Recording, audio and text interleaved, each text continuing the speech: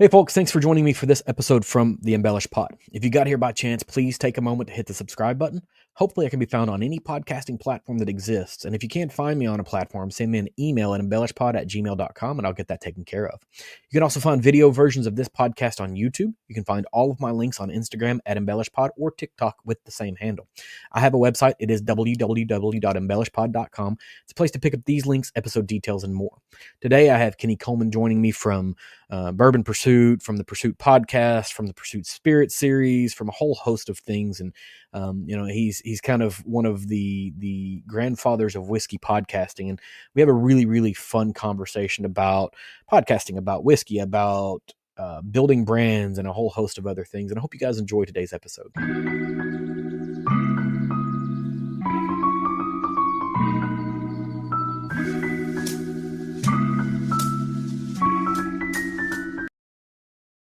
This morning, this afternoon, this evening, whenever you happen to be consuming this podcast, I have Kenny Coleman joining me from Pursuit Spirits, from one of the biggest whiskey podcasts that exist, a whole host of things. So Kenny, let's pretend for 1 minute that anybody who listens to this podcast doesn't know who you are, and kind of give me the elevator speech on who you are. Yeah, sure. Well, thank you so much, John, for having me on here. I love being able to be on the other side of the microphone, and I'm always the one asking the questions, not the one getting to answer them. And so it's always fun to be able to do this. So I'm Kenny. I'm 1/3 of Bourbon Pursuit. We had started back in 2015. It was me and my other business partner, Ryan Cecil, who a lot of people might know as well. And then later on, should I say a couple years later, we brought Fred Minnick as another person to come on the show that really helped just bring a lot of validity to what we were doing. He is able to bring years, and not even years, I'm talking decades worth of experience and knowledge, and makes us probably one of the leading places to go to when it comes to bourbon education, just because we've got an all-star on our team when it comes to that. And then in 2018, we had this bright idea to go and start our own whiskey brand. It was fun. We did a few cash drink one-off single barrels. We took it a little bit more seriously with the start of COVID in 2020. And then now here we are, 5 years later, $9 million in debt, with big aspirations and multiple product lines, and distributed in multiple states, and have, caviar dreams, but it's on a Miller Lite can right now. So we'll kind of see what happens. You could always pick up a High Life, right? So you can be at least the champagne of beers to go with your caviar. And it's funny you mentioned Fred. I was interviewing Peggy No Stevens last week, and she mentioned him and how long he's kind of been in the business. It does kind of give you a little bit of notoriety, but there's no shortage of content that you and Ryan have produced since the beginning. But maybe kind of going back in time a little bit, you and Ryan have really, really different backgrounds. How does Ryan and Kenny become the beginnings of Bourbon Pursuit? Yeah, well, I mean, we got together. It's not because of us. We weren't ever friends. We didn't really know each other. It's because of our wives. That was the mutual connection. And I think most people that know us and heard this story for quite some time know that through our wives, Ryan used to throw a pretty elaborate derby party, and kind of apropos, even coming up this week, we've got a lot of derby stuff going on. But he would throw a huge derby party. Because here's the thing, is like, if you're local to Louisville, yes, there's derby, there's celebrations, there's stuff like that. But a lot of locals don't actually go to the Oaks and Derby. It's just, that's when everybody from out of town comes. And we know that if you're going to go out Friday and Saturday night, you don't try to make reservations at the fancy restaurants. Those have been booked up for months. You go to your local bars and stuff like that. And because people aren't just going to go for a smash burger when you're out for Derby. So anyway, he used to throw derby parties because that's what a lot of locals do. And this is all pre-kids. I would go to it, and I used to bring very nice bottles to this, and he kind of took a notice into it and said that, I was very much into bourbon. The bug bit me probably around 2013 when I started really getting into it, and not just like drinking bourbon, but actually buying a ton of it and buying high-end stuff. I had been drinking bourbon for quite some time before that. So by just that mutual being there at the party, he kind of noticed that he had this idea of wanting to start a podcast, and he was going to do it on lawn care. He didn't know if it was going to have much runway. So his brother-in-law, who still works for Heaven Hill to this day, said, Ryan, you're from Bardstown, you should probably do a podcast on bourbon. Mm-hmm. And I came from a tech background, and that's what my bread and butter was for a very long time. I've worked at very large companies. For anybody that's wondering, I was there in the early, not early, but I was there in the good days of EMC. So if you're like a data storage person, finished part of my tech career over VMware, wrapped up, once Broadcom took over. So been in those technology sectors for quite some time. But always just been fascinated with technology. And that's why I like to say that, as a part of bringing, I put in my bio, I was like, I bring a disruptive mindset to bourbon, because I always look at what happens in bourbon through a lens of technology, because we have this revered old school mentality. It's always been done this way. Nothing's ever going to change. But the reality is that technology will absolutely disrupt and change anything. And all it's going to take is one thing, that one pivotal moment where, Kodak is no longer Kodak.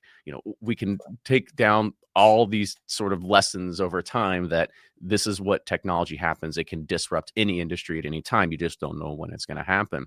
So anyway, back to technology. I know how to run a podcast. Well, at least I said I thought I did.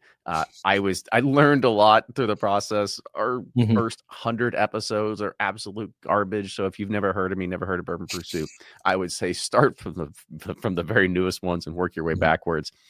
It will take you, if you listen to 5 to 8 episodes a day, it's going to take you around, I think, 7 to 8 months to get through our entire catalog. So there's a lot of content there. But those first 100 episodes, I wouldn't say they're rocky. We were just kind of finding our groove. But now, I mean, John, you're looking at me through the camera. We've got broadcast level equipment. We've made huge investments into the technology, the post-production process. And now I really look at, and this is one thing I did a long time ago, especially before we brought Fred on. And after those first 100 episodes, I put a big emphasis on knowing that the audio is our product, and we have to have a really good product if people are going to want to pay attention to it. And so over time, we've made a lot of investment, just making sure that we can create the best possible show for people. But it's not just the content. It's truly the quality of the audio and soon to be the video coming here in the next couple of months.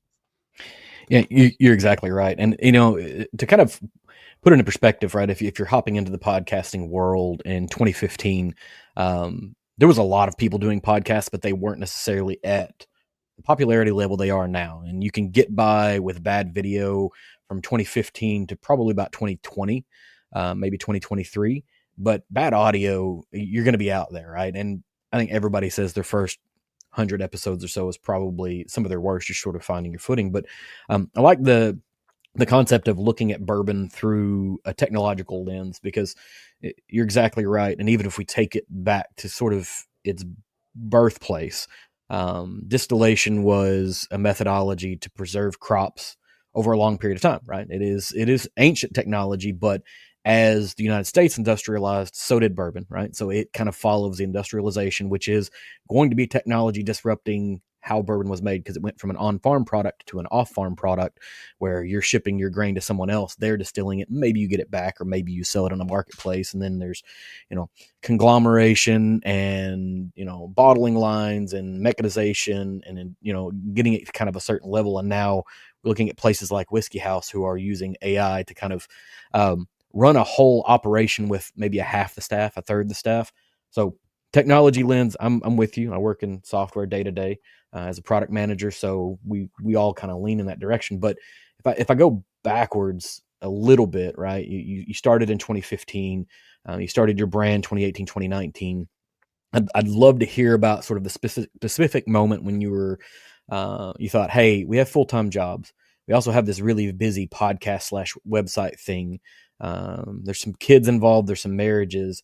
I'd like to invite more stress into my life. Like what brings that decision about?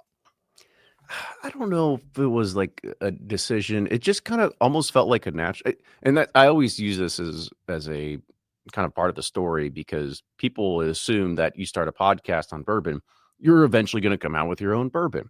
That was never in the playbook. It was never part of what was like a 10-year plan. even though it seems like a natural evolution of what it would be.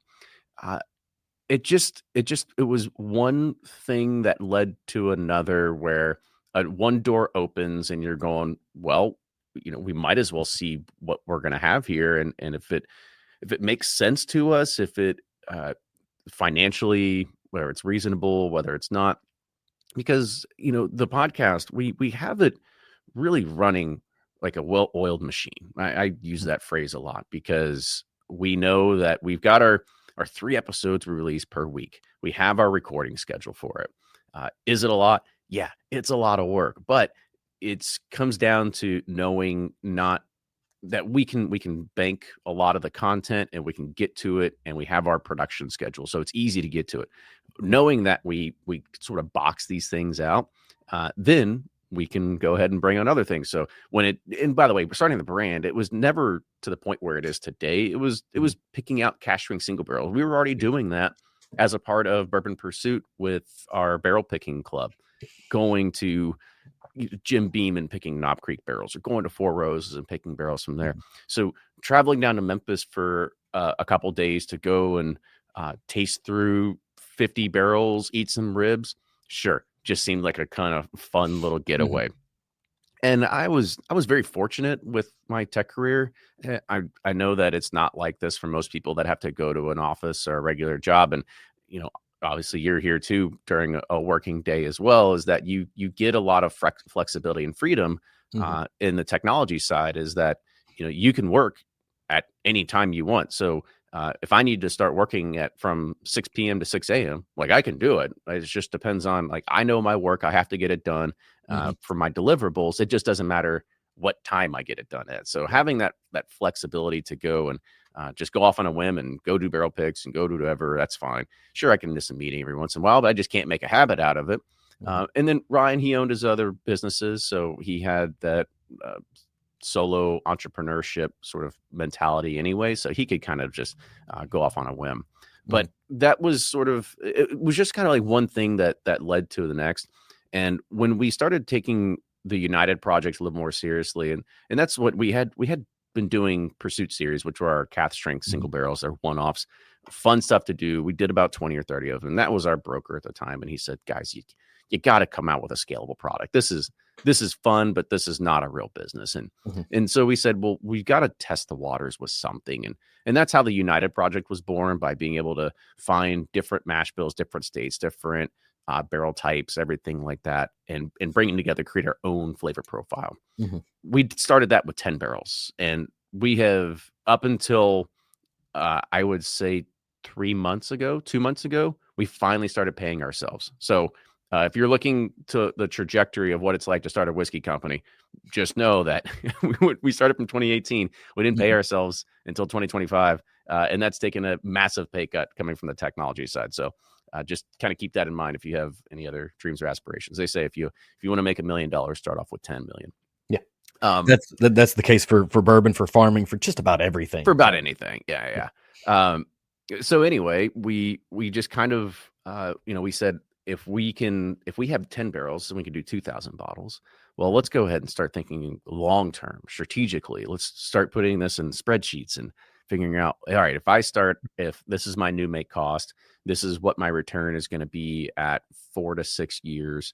If we did 5,000 cases, what could this look like? If we did 10,000, if we did 25,000, and so on. And then once we got to the point where we looked at them, we said, okay, 50,000 6-packs. That is a manageable amount that we can do between just Ryan and I managing and owning the company. We can get by with just running on debt alone and interest payment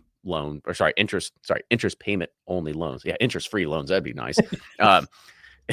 Interest only loans until we can start paying back the principal on it. And we had mapped this all out. We know that we had to buy enough whiskey to get us through these Band-Aid years of, overpaying, at least hindsight in the market. Wish we would have waited a little bit more, but we overpaid to get some barrels so that we would fill these gaps of 1, 2, 3, and 4-year-old whiskey while our new make was aging, where we can start really opening up our margins and really start paying ourselves. And so that's sort of, we're at the like 85% mark right now of being able to start turning over into a lot of stuff that we'd started putting down back in 2020 and 2021. So I'm really excited going into 2026 because that's really going to open the doors up, because right now we're running on the last bit of stocks that we had bought at 1 year old. And we've been sitting on them. And so it's great now that we can start putting into our new make products going into 2026. It's gonna really open up the business. But it was a very strategic way to look at it. Nothing was done haphazardly. Everything was done with intent. Everything was done with a lot of like, how much financial risk can we put into this? And we know that we can pay this back. And we made a conscious decision early on that we were going to do this all on debt. We weren't going to take on any investors. We ended up taking a very small investor round late last year. Actually, it was Derby time last year is when we took our first small round of investors. That way we can sort of, and it wasn't just to, get money in the door because we're bleeding cash. Now we're bleeding cash, but that's because we're waiting to get the doors open downtown. We just knew that we weren't going to have enough money to buy all the couches and the sinks and all this other kind of stuff for a construction project that's going to cost us, $1.1 to $1.4 million. So we knew that we had to do something to get some money in the door early on to take care of these long-term investments that we really see for the brand. Yeah. And I mean, you kind of have this crisis as you're starting a brand of you either take on investors, you take on debt, and debt feels scarier, at least in the short term, because you're on the hook for that money as opposed to investors. You're on the hook with a group of investors, but you kind of spread out the threat of, of failure or whatever. But doing it debt, you get to maintain control of the direction explicitly.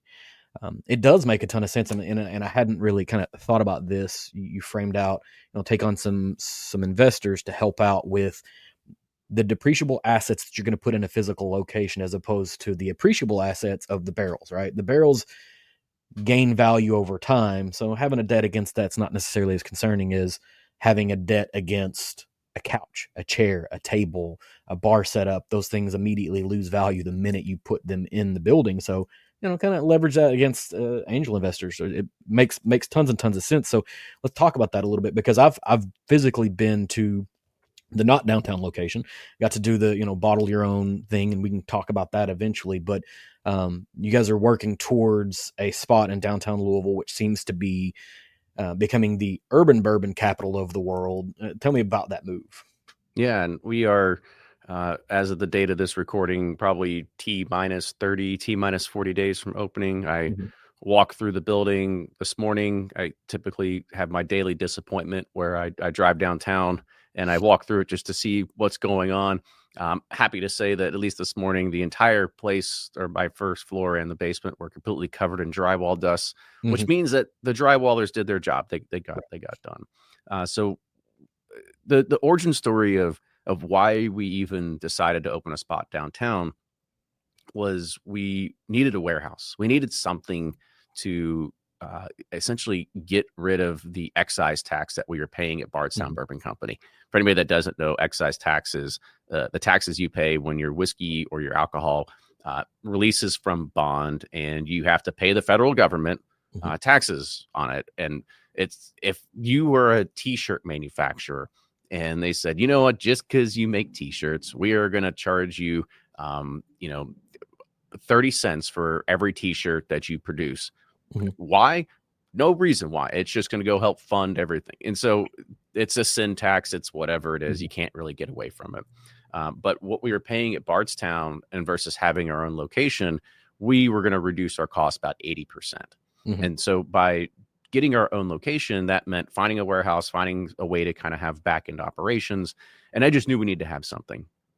I found a spot on River Road, which actually now is going to be occupied by Bro Brothers Distilling. But I ended up finding this spot, and I was going to call the realtor. And I always say, and it's no ill feelings towards realtors or anything like that, but as soon as you cold call a realtor, then they're going to be on your ass for the next couple months going, hey, I found this property. Can I help you here? And blah, blah, blah. They're always looking for their commission. And needless to say, that's how they make their money. So that's fine. But I asked Ryan, I go, do you know anybody in commercial real estate that we could talk to before I make a phone call to some random realtor? Mm-hmm. And he said, sure, let me go ahead and make a phone call. Ends up talking to somebody and he says, hey, I actually just closed on a property. Might be perfect for you all. Why don't you come and check it out? So Ryan and I, we hop in our truck and hop in his truck and we go downtown to the Whiskey Row in Louisville and start walking through this building. And I'm going through and I'm just like, well, it's an old rundown restaurant called Boomer's Canteen. It's got carpet on the floors and 2 microwaves in the back. It was not the greatest restaurant, but it was kind of a staple down there for people who like to get sandwiches for lunch. And I'm going through, this seems like a really expensive warehouse. I don't understand why we'd be doing these things. And the guy who's the commercial real estate owner said, you don't see the broader picture. Like, this is the gift shop. This is your bar. This is this. And this is this. And I'm going, I have no intention to ever want to deal with the general public. Mm-hmm. I just want to put my whiskey on the shelf, have it sell, and, don't have to think about it. I'm very fortunate that it happened. And because, at first our whiskey was selling without us having to do with anything, but it's like anything else. It's like you have your neophytes that get to it, and then the rest of the world doesn't know about it. And so you kind of hit this stall. And we knew that we weren't always going to be able to rely on the podcast to sell it all. And we had to do something in regards to marketing. Mm-hmm. But I just said, I don't know what we could really sell out of a gift shop. And we started talking to Old Forester and Peerless and Evan Williams Bourbon Experience and trying to get a little bit of context of like, what are you usually selling? And, they said on average, it's like 300 cases a month is what we sell out of the gift shop. We looked at it and we go, well, that's more than we sell in the entire state of Georgia in a year. So we have no option but to do this. And so that's really what we're targeting. By being able to do that, it really becomes a brand home. We're going to be right there next to Bardstown Bourbon Company, sandwiched in between them and Green River, catty corner to Michter's. And I have a feeling that it's just going to take the brand to a whole new level. People that have never heard of it or recognized it or anything, they have an opportunity to go and find a connection with it. And it's going to help serve, that purpose of sort of really boosting the brand by being here and having a physical place right there in the thick of it that people can finally discover who we are.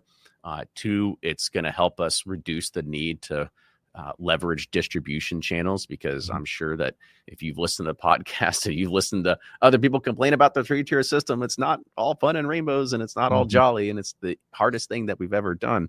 And so if we can rely less on 3-tier distribution, that allows us to really, well, A, it keeps more money in our pocket, but B, it gives us way more resources that we don't have to hire additional salespeople. We don't have to deal with the phone calls and the trauma that all has to go into it. And we don't have to travel to every single market to go and sign bottles and, hang out in liquor stores and have to talk to liquor store owners and have them complain that, our bottle's $60, but Eagle Rare 10 years, $40, and why would they sell ours versus Eagle Rare? And it's just like, I'm keep spinning my head. I'm like, I can give you answers, but I don't think you want to hear them. So it's going to help alleviate a lot of stress on the long term. But we're super excited to build this spot on Whiskey Row. I think it's just going to, again, put the brand in a whole new perspective and hopefully really kind of push it to the next level. Yeah, I mean, you're not going to make the store owner happy unless you say, okay, yeah, we'll just cut our price to $40, because that's ultimately he's looking for a lower price to sell. He wants to move volume, and that's sort of the name of the game at this point, right? The whiskey nerds are only going to take you so far. The people like me that will show up and buy it, there's only a finite number of us. And at least from what I've talked to, I've done about 100-ish interviews. And of those 100 interviews, I've only found one person who ever said that they liked the 3-tier system. But being able to have access to foot traffic consumers is pretty significant, especially sandwiching between, 2 companies like Bardstown Bourbon Company and Green River, being downtown. All indications, at least from whatever I've heard and read and seen, is that while, the whiskey market may be slowing down, it's not, it's not dying. It's just slowing down to maybe what a normal curve would be, because we have this really, really anomalous set of years around COVID where everybody was buying way more alcohol than they've ever bought in the past. But whiskey tourism and tourism related is staying the same, if not growing, right? And so having a physical location where people can show up instead of having effectively a Sam's Club of whiskey where people come in and pull it off the shelf and don't really talk to anybody. You're looking for experiences. And I would have never guessed that it was 300 cases a month, right? That's a new piece of information to me that these places are moving that volume. But I guess it makes sense. I mean, if I kind of look at it, but as you think about making a pivot from acquired barrels to your new make, right? You're making this transition. There's always going to be the question of what does flavor or flavor drift look like, or does it change, or is it because you're producing, your new make is coming from the same place you bought the barrels from before? Does it stay the same? Like what's the preparation plan for any type of flavor profile change? Yeah, we just throw it in double oak and then people love it. I think that's the that's the easy one. No, that's the cheat code. I'll put it that way. But for the most part, yeah, I mean, we're prepared for it. We know that this is part of it. And to be fair, we have made conscious decisions to change a lot of stuff too during this process. What we've learned, what we found, what we've tried, because even though we knew the products that we had purchased initially going into the blend, some of those were different cooperages. Some of those were different things than what we were even accustomed to. We started putting down new make. We're like, well, what wasn't that? Well, okay, we need to get this. We need to do this. And we had made decisions a couple of years ago after hanging out with Andrew Webrink, Independent Stave, and moving a lot of stuff to 18-month air dried seasoned staves instead of their typical 3 to 6 month. And that's because we had a good opportunity to actually go and taste it and trial it and said, okay, I think it's knowing that we are not going to be the company that is going to have the ability to sell 10-year-old whiskey every single day.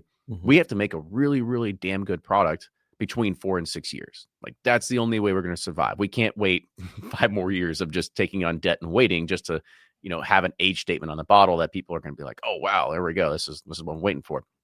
But instead we have to kind of find those small bits and pieces that we've learned through the podcast of finding the right people to know, all right, if we are going to take this particular whiskey, put it in this type of barrel, what sort of, changes are we going to see at certain times? And that's why we have gone back to using Kelvin in a few different places. That's why we have made investments to use that 18-month from ISC in different char 1, char 2, char 3, char 4 barrels. And, we had a lot of ideas of just experimentation. And because we were putting down so much whiskey at, say, Bardstown Bourbon Company, I thought, and I said, there's going to be other things that we want to do down the road.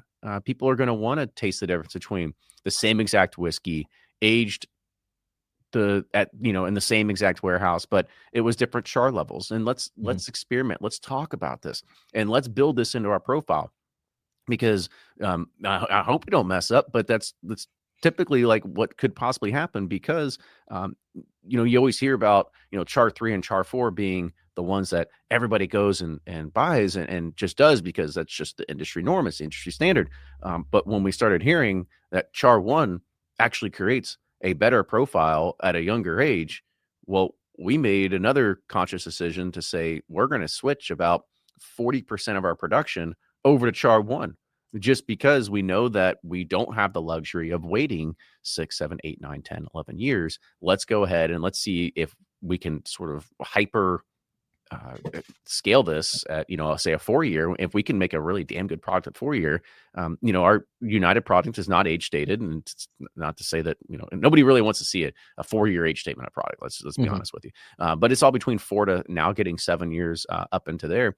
But by being able to have a spice cabinet of stuff to play with, we know that it's going to be different. We can't keep consistency going through, but it'll be as close as we can possibly get it. And that's the reason why I started doing batch codes on the side of the labels, just because we know a lot of whiskey geeks, they want to see exactly, is this different than this one, and so on and so forth. And if you're going to have 2 different bottles, we wanted to try to get as close as we possibly can. We just know that we do not have the scale, and we don't have the inventory to be able to make sure that we can make it as consistent every single time. So by batch coding it up, we know that we're going to have some that are just going to have different flavor characteristics. And it's not to say that we do that on purpose. It's just because that's the hand and the cards that were dealt, and we want to try to make the best of it.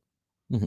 And I think, that can become the answer to the liquor store owner who says, why should I sell this $60 bottle when Eagle Rare is $40? Well, Eagle Rare's flavor profile stays really consistent, and it's easy to do when you're throwing, 3, 4, 500, 600 barrels into a blend and kind of seeing what comes out the other end. But I think at least in the whiskey marketplace, we come out of the other end of this sort of land grab of everybody's out in the market with more educated consumers that are now approaching like a vintage concept like wine, right? Or, kind of the yearly release of this red wine from this region of California is different year over year. And now they want to buy multiples so they can do that comparison. Exactly what you were talking about. We're less concerned about consistency of flavor. We're more concerned about, is it good and what's the difference? Because you're right. No one really cares about an age statement until it gets into double digits. Anything 9 and younger. And I think we've all sort of seen that with Elijah Craig.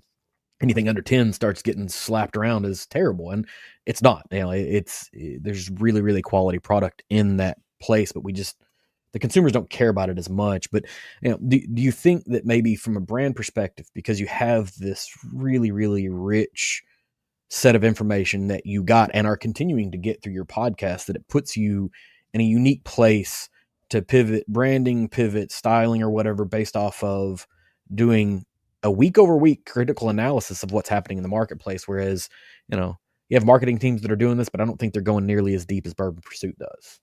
No, looking back and actually, looking at this retroactively, we're probably better positioned than anybody else to enter a market and be really good at it. I mean, it's been a decade now. We've been able to have the brightest minds in the industry on the show and leeching information out of them, asking things. And when we started on brand, I felt like the show got better because we started asking harder hitting questions and actually getting into the business and economics of it. And we have probably the best R&D library that anybody else in the industry has. I mean, every single distillery sends us their stuff and we get to try everything. So we see exactly where we rank, and we'll get a bunch of the limited releases and be like, wow, this is garbage. But we see how they are marketing it. We see what they're doing that is getting the consumer to not care about it whatsoever. So what can we do, knowing that I feel like our whiskey's better than this? How can we get our consumers, or how can we find these consumers to go and find and latch onto our stuff? So it's very much it's a game of chess that goes on in our head all the time to see exactly what's coming in, what are they doing, how are they marketing it, who are they getting it from, what do their press releases look like, who are they working with, what's the PR company. All these different things come together to try to find this sort of holy grail of how do we win in this market. And we're getting closer. I'm not going to say that we've won here yet. We still have a lot of work to do when it comes to the marketing, getting it out to broader education. We're not getting in New York Times and Wall Street Journal and all these things that are, garden and gun. We're not getting into those things yet because we don't have the name recognition. So how do we build the name recognition around it? And hopefully, we're just trying to, pull different strings and seeing what unravels to see exactly what is that thing that's going to stick. But I feel like we are really well positioned just because of the podcast, having all these names on the industry just come in and share their secrets. I mean, to be fair, that's what they did. There's no secrets in this industry. You can't copy, you can't replicate. You can copy as much as you want, but it's going to be different. It's like you make a 78, 10, 12 mash bill over here. They make a 78, 10, 12 mash bill over here. They taste completely different because of everything that goes into it with the 90,000 steps so you get the final product. And so it really doesn't matter of what happens from there. I mean, we could talk about cigar blends and how that term has just been bastardized to all hell because of, somebody that made it really good and it latched on. So somebody says, well, I'll make a cigar blend, and they'll just finish it and whatever and call it whatever because it's not trademarked and it can be whatever. So everything can copycat and do whatever. But the good thing is like we can take a lot of these lessons of people that just shared everything here, and we can really try to transform it.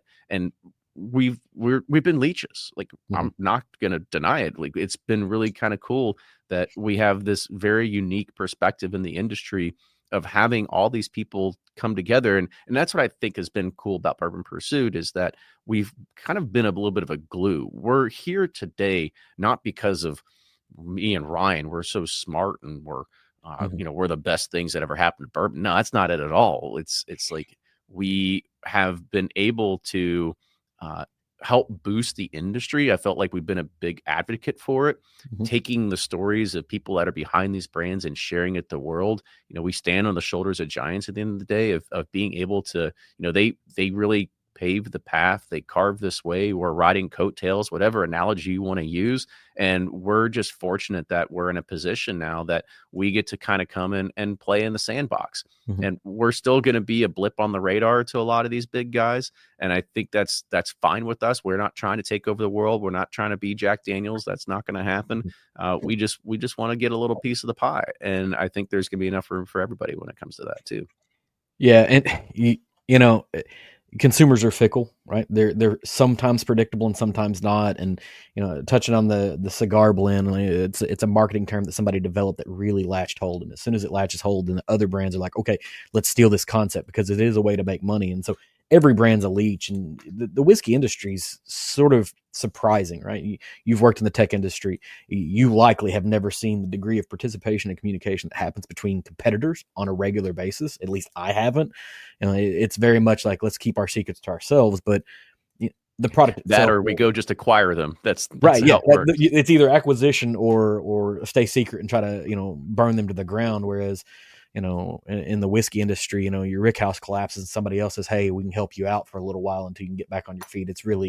It's confusing, right? But it is the whiskey space.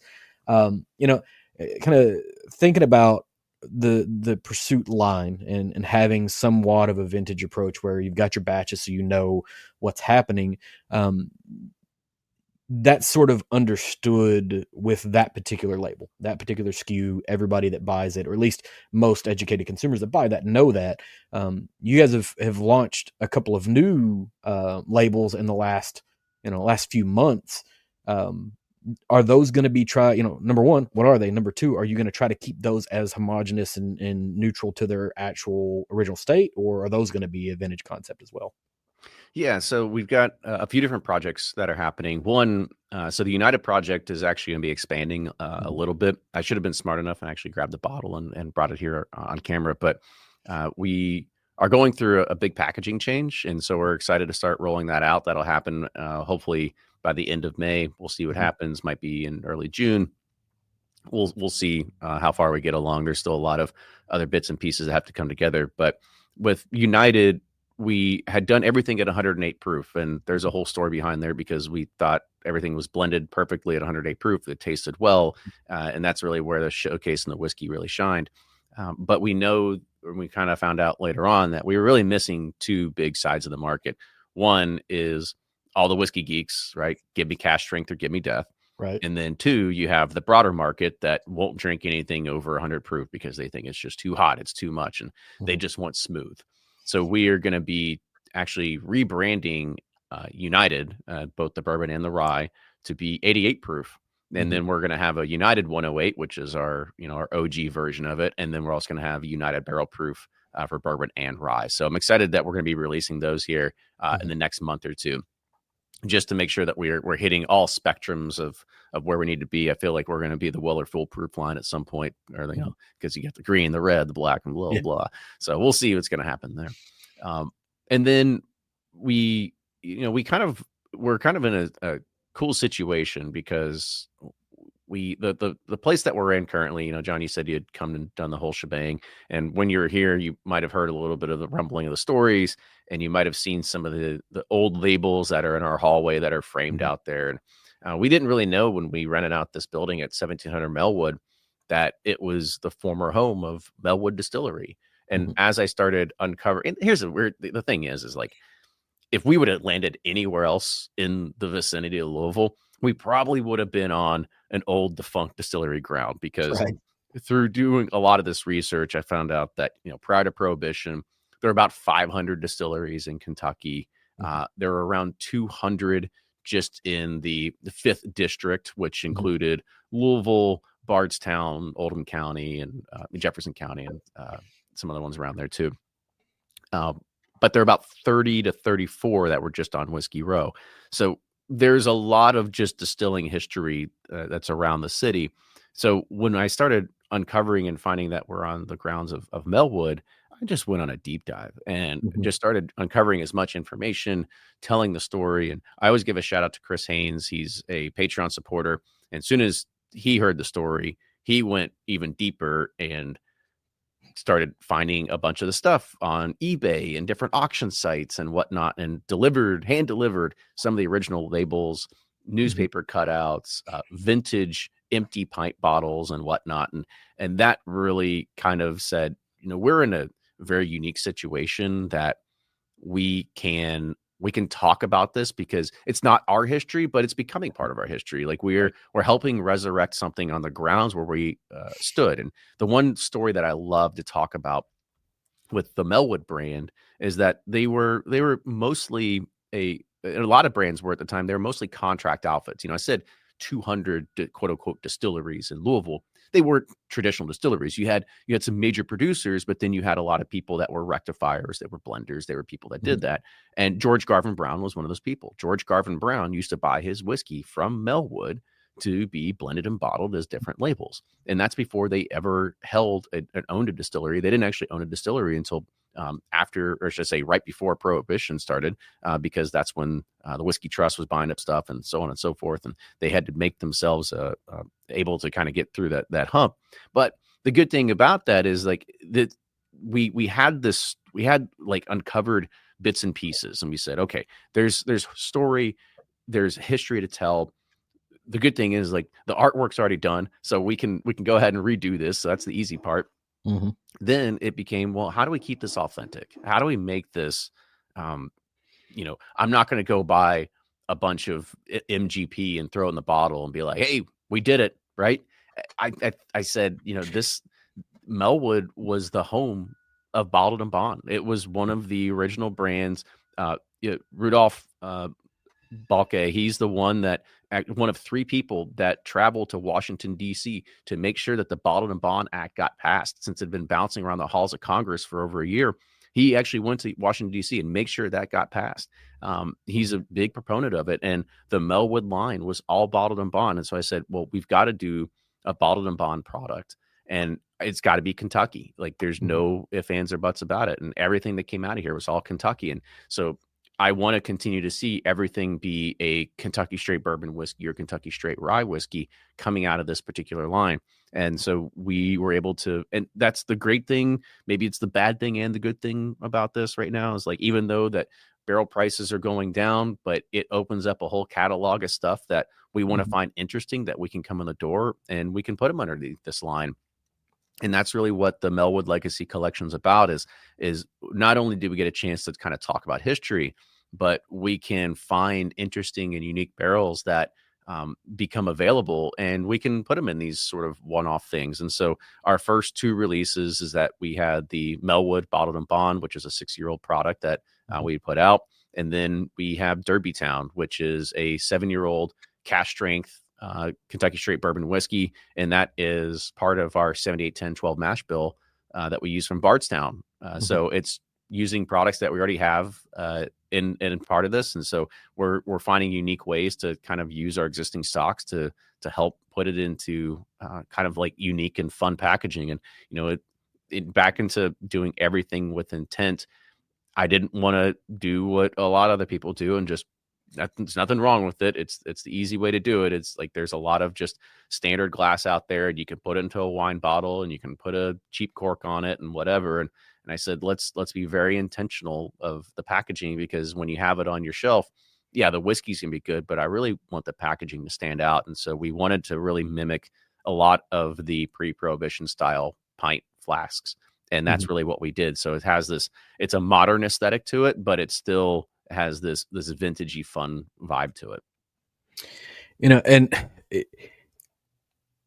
it's interesting to see the resurgence of some of these older brands, and I think you're right. The barrel prices are going down, so it's going to enable a lot of folks that are already in the space to maybe find some unique ways to bring what I imagine over the next 5 years are going to be some more aged whiskeys, right? Because there's a whole bunch of 4 to 6 year stuff that started getting laid down as we were kind of on the way up, and maybe the appetite for buying those is lower than it was 2 years ago. And so they're either going to get sold at 4 to 6, or they're going to age to 6 to 10 to 12 to whatever, happens, so it puts you guys at a unique advantage there.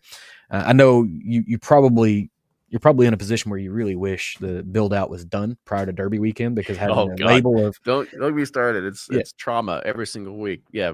I was actually going through an email thread about a week ago, and we were talking about having soft openings in February, ready to go in March. And now here we are. We're ready to go, and we're going into May and still not anywhere close to being open. And that's a lot of what construction is. It's hurry up and wait, right? Because you've got the drywallers came, right? But now it's the painters. And are the painters going to be able to squeeze in between another job that they've already bid out, whatever, and then the final inspection, the electrician, the finish electrician, not the rough one, but the finish electrician comes after that to make sure that it's a whole process. And I get that. And you said you're about 30 days out, and it sounds like you might sneak into being ready for Bourbon Week, and was it National Bourbon Week that happens, that they're kind of setting up in downtown. And I'm asking that just with the intent of, if you guys make that, are you going to try to set up maybe some special events during that time frame? Obviously you're going to do a grand opening, but you've got Melwood, you've got Derbytown, you've got Pursuit, you've got a whole lot of things that are happening. You're changing your bottling a little bit, which, if you had a fully automated bottling line, would be a nightmare and a cost, but I don't think you guys are fully automated yet. So you don't have not to close, not even close. But you guys envision doing any, like, if you do make National Bourbon Week, do you envision doing anything that week that's special, or are you just saying, hey, we're grand opening and that is it? We're just kind of focused on getting opening right now. And to be fair, we are trying to make sure that we hit our deadline of Pursuit Palooza. So this is an event that we throw every single year as kind of a nod and a thank you to our Patreon fans that help support the podcast, because we couldn't do the podcast without, that have that recurring revenue that happens to that platform. And so this is an event that we hold. This will be our 3rd annual, maybe 4th. I can't remember. But this will be it's an event that I'll call in favors to a lot of distilleries and say, hey, what can we do? I'm going to bring in 100 bourbon nerds from around the country and just want to show them something that's not going to be an off the shelf tour that we can do. What can we do for them? And a lot of people it's gotten to the point where this year we're doing stuff at Angel's Envy, and most people are going, Angel's Envy, like, why would you do it at Angel's Envy? And I felt that what Owen Martin is doing over at Angel's Envy, he's really kind of bringing a new resurgence of not just another port finish whiskey, but he's doing a lot of stuff in the bourbon side.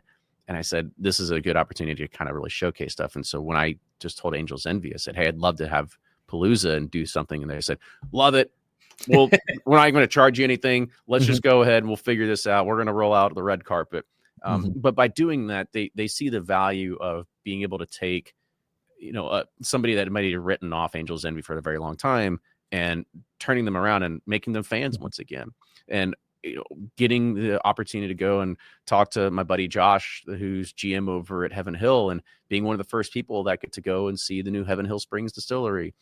And so we're really just trying to be open for that, because we have a lot of stuff that we have centered around Pursuit, not to mention the 18 Airbnbs above us that people already have rented out. So we got to make sure that those are done. And, they have, working AC units and everything like that too. So yeah, there's a lot of stuff that we prepared just for that. And so really that's the North Star right now, is making sure that we are open and ready to go. And that's the second week of June. So that is it's an aggressive date right now. And so we're on all cylinders trying to make it happen. Yeah, I imagine there's probably daily check-ins to see how close you are, right? Like it's like launching any new software product. You're gonna, when you get to the last few weeks, it gets real. Get your red light, green lights, stand ups, all that sort of stuff. Yep. Yeah. Where are risks? Yeah. I had a little bit of a heart palpitation at the red light, green light conversation. So it's interesting to hear you mention Angel's Envy, because I usually see things a number of different ways, right? So you've got a brand like Angel's Envy and they've been sort of quiet, not like off the shelf, but sort of quiet in what they're doing. And that usually, to me, indicates a handful of things. They're either on their way out, they're about to be acquired, or they're preparing for kind of the next big thing. Usually when brands that are of that repute kind of get quiet, they're figuring out what the next step is. And I had already thought that was kind of the direction, but it makes sense, right? So they're trying to build a few things up for kind of the next stage of what they're doing. And that's the kind of stuff that you get from being a part of a podcast. And you mentioned your Patreon community, and this is more of a, just an intellectual curiosity for me, but the whiskey market, is settling down. Are you seeing a similar trend within Patreon communities where those things are starting to slow down as well, or are they just staying, pretty level for you? I mean, we've seen a steady decline for sure. And that's not because of I'd say it's for one reason on why we see it. I mean, sure, people are going to pull back because they see it as unnecessary spending. We always like to say that, I hope you're joining us for the content, that we produce a free show, and it's not like brands are reaching out to us and want to throw us money because they have a ton of marketing spend on advertising. Like, that's not happening. Sometimes they'd rather still go buy a billboard, and that's fine, whatever. But we had started doing the barrel picks as a part of Bourbon Pursuit. We were one of the people that initially championed this thing in regards of creating a Patreon group that really is focused around barrel picks. We were one of the initial ones that do it. Like, we cut our teeth. We set the standard on what it was like to find a retailer, to take care of shipping, to make sure that everything's on the up and up when it comes to compliance. And it was very, very difficult. And we shared a lot of our lessons with other people who still do it to this day, and they do it almost better than we did, to be fair. It's like the Bourbon Junkies and Bruzel, they do a fantastic job in what they can do. But we had done, at the height of COVID, we were doing, I think, 45 barrels, something like that, a year. And it just got to the point where we just completely saturated what was going on. And I mean, we were picking barrels from absolutely everywhere, and they were selling out without a problem. And then at some point it became a problem, and we were sticking our retailer with a bunch of excess inventory and trying to figure out how to get rid of this. But it was kind of a good wake up call for us too, because we knew that was not the long-term plan for us. We never made a dime off the barrel picks. Like, that was never an incentive for us. We always told our retail partner, I go, hey, you give us the allocation, I'll bring you the customers. All I care is if I can get more customers through Patreon, and I don't need to take some off the top for a barrel pick. That's not what I need money for. That's too much exchanging of hands. And then you get to raise the price to be able to make your margin, and people are unhappy because they're paying, $70 for 94 proof Elijah Craig pick, and they don't want to do that. So I said, let's just try to be aggressive with the price as possible, and we'll worry about the membership. Like, that's where it is. But after the saturation, after that happened, we also kind of looked at the direction of the company and the businesses, and we knew that while the podcast is great, it makes good revenue. It's not enough revenue that offsets a tech career, or offsets, I don't know, maybe being a manager at McDonald's. Like, maybe it would offset, maybe close to there, but not to where, the life that we're accustomed to. So we knew that the bourbon brand had the long-term sticking point, and that's where the investments are coming in, where we truly do get to have a better salary and career and everything. And so we pulled the plug on it pretty hard of doing barrel picks. Now we may do 2 to 3 a year, maybe. And so we pulled back hard.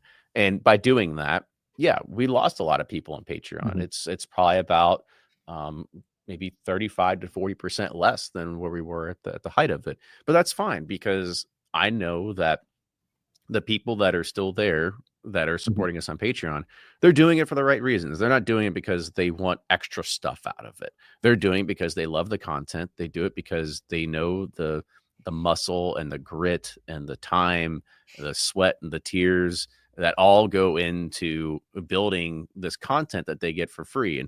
And they're a very, very, very small portion of people that help pay and help support the content. And I always tell people, and we say it on the podcast all the time, it's like, we could not do the podcast without our Patreon community. It just would not happen.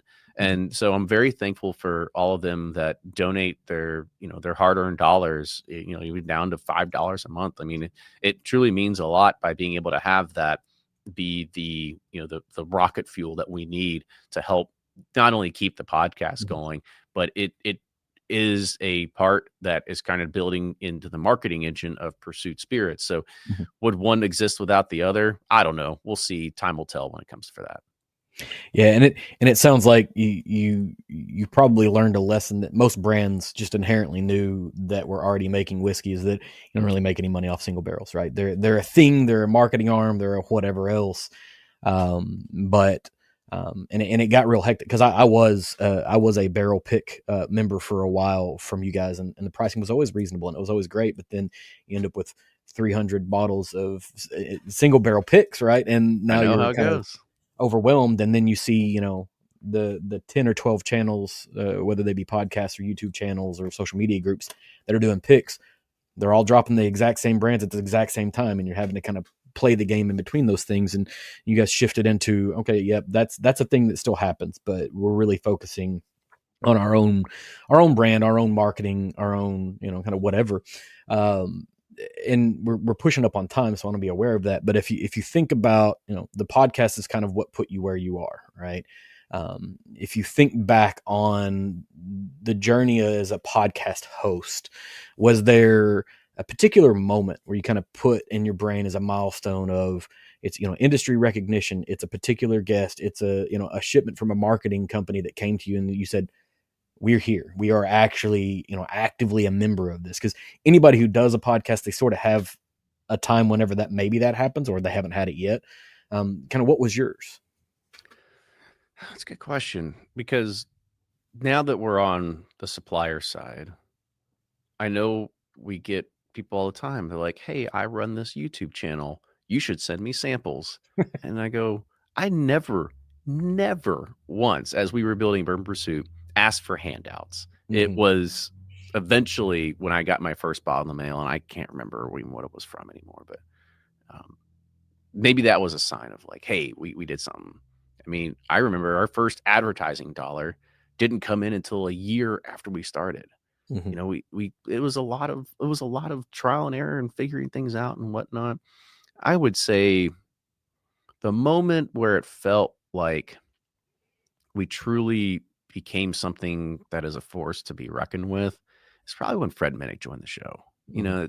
We always talk to Fred, and Fred is, people love him and hate him, and I think people just love to hate him for various reasons because he's good at what he does, and he's just, but there's no BS about him. He tells it like it is. He's a stand-up guy. He's a veteran. I will back him up.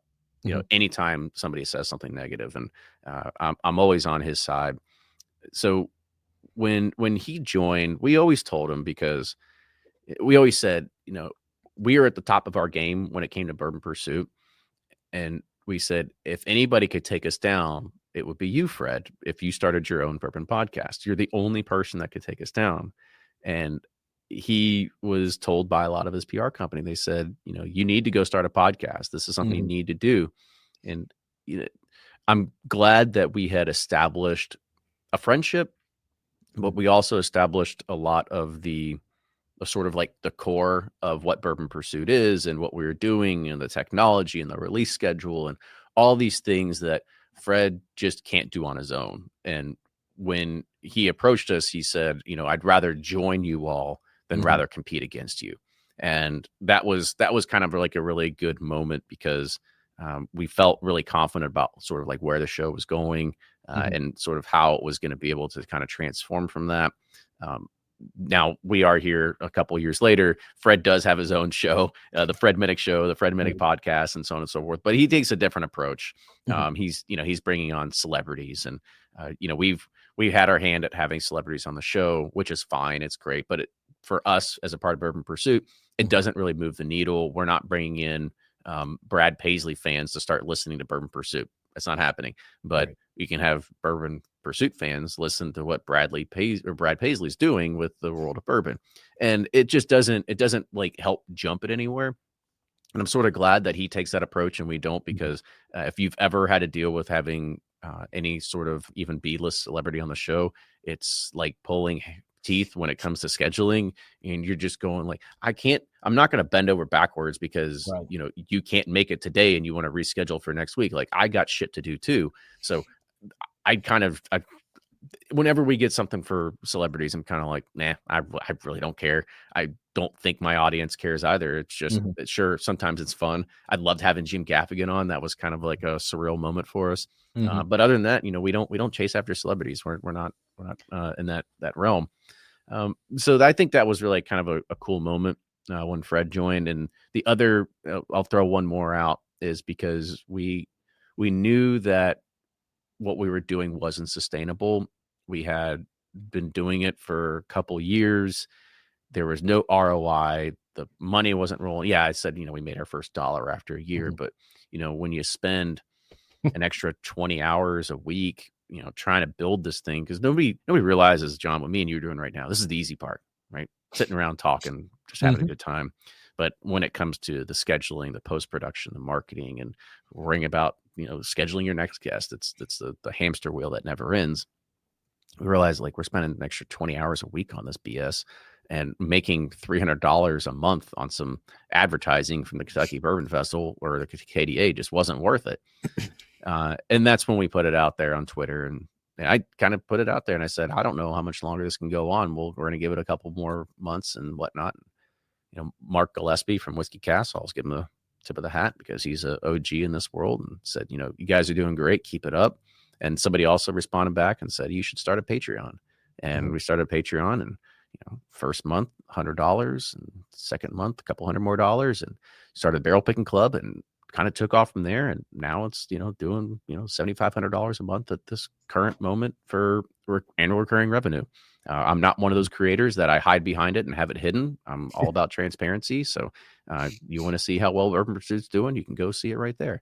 But I'm excited to be able to, say, like, I think those are two pivotal moments where the podcast really took a turn and kind of set it up for where we are today. And it's crazy to think that we've been doing this now for a decade, and hopefully maybe we have a decade more left into us, and we'll see. At some point, there has to be an exit for Bourbon Pursuit, and I want to hand it down to the next generation or whoever else can sort of take the reins with it and run. And I want to set up the framework that they can be successful with it too. Yeah, and it's a testament to the thing you've achieved whenever you have something to hand off, because intentionally so. There's a lot of us that are kind of on the smaller end of the spectrum that have intentionally stayed small because at the end of the day, I have a job and I have kids and I have other things. This is a fun hobby, and I really enjoy having the conversations and kind of being a tertiary part of a community. But kind of nailing down Fred Minnick as a part of your show is a monumental thing, right? If you look at the history of it, and from what I've come across, because I've not met him directly, but I've met a lot of people that are friends with him, and everybody who knows him personally loves Fred. Like they say he's a great guy. There's not the same thing, and it's almost like there's this this love to hate. People are people, right? And maybe it's like a wrestling persona more than anything else, where they watch the video version of Fred Minnick, but that's not the human version of Fred Minnick. Those are all slightly different. But kind of thinking about the success metric for the podcast, and this will be the last question, I promise. The last time that I had heard the number, right, the debt line for what you guys were doing was 7 million. Now it's 9 million. Do you have kind of a success metric that's kind of the equivalent of when Fred Minnick joined the podcast? This is when we knew we were okay. Do you have that success metric for the brand, for the product line? Well, we haven't met it yet, I can tell you that. We're getting closer. I would say once we start decreasing that red and getting closer to black, is when we can start doing that. We have, through the spreadsheets, we have this goal that the company should be able to be debt free and bankroll itself by 2032. And if we can make that happen, then that's great. I'm a bad business person when it comes to this, because everybody says that you should always have debt. You should have good debt and debt that you can work on. And I probably listened to way too much Dave Ramsey when I was like graduating college and saying like, you should live debt free. You shouldn't have any debt on your books. And I pay off my credit card probably every 3 days. Right. And that's just like the nature of who I am. And so I want to get out of this hole as fast as I possibly can. And so for me, I kind of look at it almost like a financial aspect. But that financial aspect doesn't come in play until we get to the point where we just can't keep the whiskey on the shelves anymore. Like if it goes absolutely bananas and people are chasing after it like they chase after a lot of stuff in the Sazerac portfolio, that'd be awesome. Is that going to happen? Probably not. It's going to be an ever going marketing and just continually evolving ourselves and creating new products and having to bring new things out to market. Like it would be so awesome. I mean, you work in software, so it's the constant changing landscape, but you can't sit content. And I was talking to somebody yesterday, and we talked about one of a heritage brand and how they said every 5 to 6 years you have to come out with new packaging because that's just what consumers expect. They need to have something new. You can't just set it and forget it in this industry. And I was really hoping we can get rid of that, because in my tech career, all I was doing was chasing the next thing that had to be developed and how you build and run infrastructure for data centers. And it's just like, it never stops. And now I was hoping, I was like, oh, cool. It's whiskey. It's like accounting, right? There's just numbers. They don't change. And now here we are. Well, I guess we got to keep changing. Yeah, that's the changes is ever growing, and it looks like, right. So the timeline you kind of toss out here looks like you have 7 years to build the debt to its peak, and then 7 years to get rid of it, right? Because you 14-year cycle, which is really audacious, and I suspect, given the success that I've seen, at least from the whiskey nerds, feels like reasonable, right? It doesn't feel like a really unreasonable thing to put yourself there. And I assume you've done the math on this. Like this is your livelihood at this point. This is your legacy.